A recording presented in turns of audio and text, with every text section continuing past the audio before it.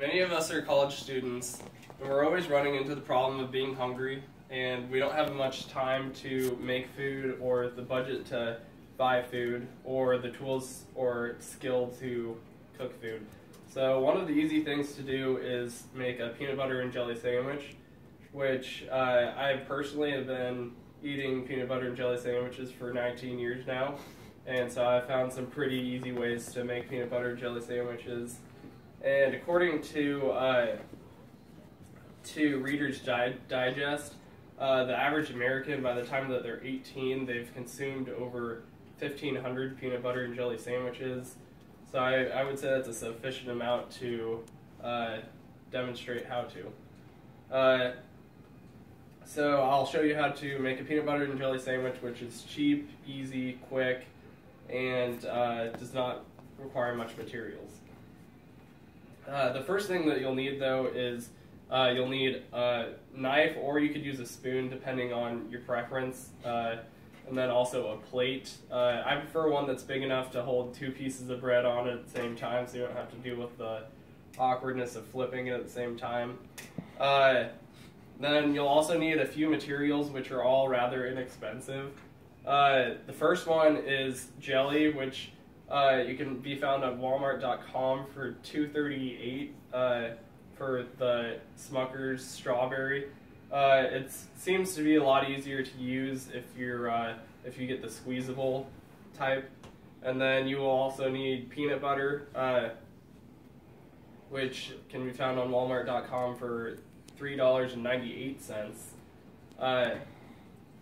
You could also choose to get creamy or crunchy. I prefer the crunchy one, or creamy one. And then also bread, which can't be bought online at Walmart.com, but from experience, it runs about 88 cents a loaf at Walmart. Now that you have all the materials that you'll need, I guess we can start making the peanut butter and jelly sandwich. First, you're going to want to take out 2 pieces of bread from the loaf. And then I find it easiest to set them side by side next to each other. Next is the most important part is spreading the peanut butter and jelly, I think. But first, a lot of people get picky on the ratio of peanut butter to jelly.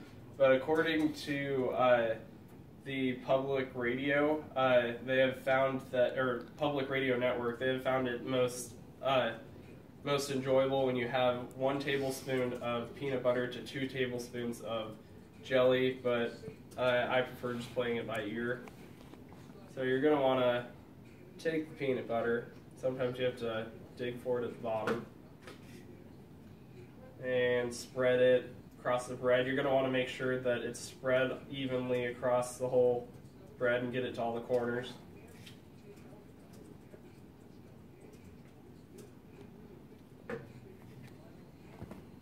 And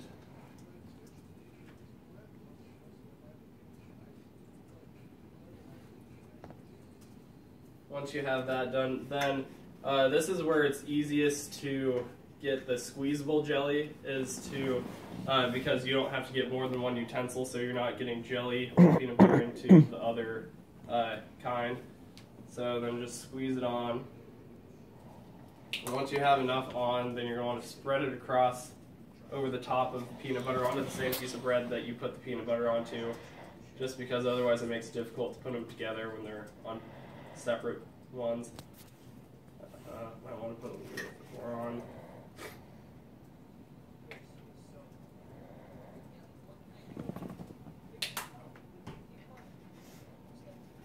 And then once you do have it spread across, covering the whole piece of bread, then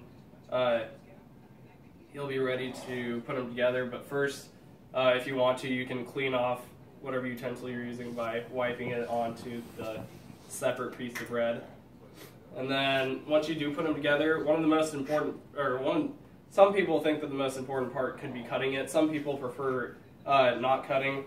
A big debate for how to cut it is if you want to cut it horizontally, or if you want to cut it diagonally, or just not cut it at all. According to Reader's Digest, though, they figured that you get 11 inches of bread without crust if you cut it diagonally, or you get 8 inches of area without crust if you cut it horizontally. So I'll cut it diagonally for now. And so once you have that made, then you have your peanut butter and jelly sandwich like this.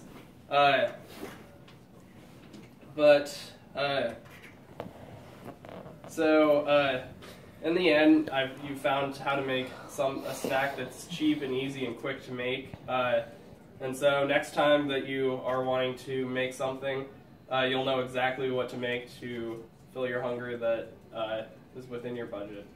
And here's this if anyone would like to enjoy it.